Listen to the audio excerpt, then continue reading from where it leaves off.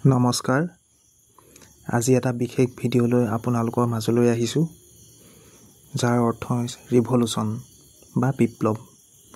এই বিষয়ে আমি কিছুমান তথ্য জানো আহকচোন।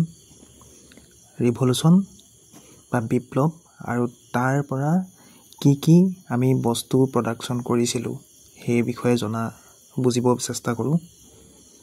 ব্লেক ৰিভলিউচন মানে আমি পেট্ৰলিয়াম বিপ্লৱক বুজোঁ, যেনে ক্ৰুড অইল, পেট্ৰল, ডিজেল সেইবোৰক আমি ব্লেক ৰিভলিউচনত আমি গম পাওঁ। ব্লু ৰিভলিউচন মানে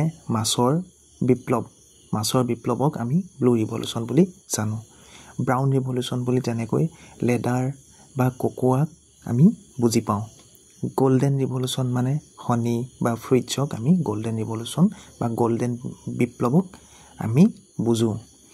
green revolution food grains, grey revolution fertiliser, pink revolution মানে হ'ল অনিয়ন বা প্ৰনৰ বিপ্লৱক আমি পিংক ৰিভলিউচনত গম পাওঁ।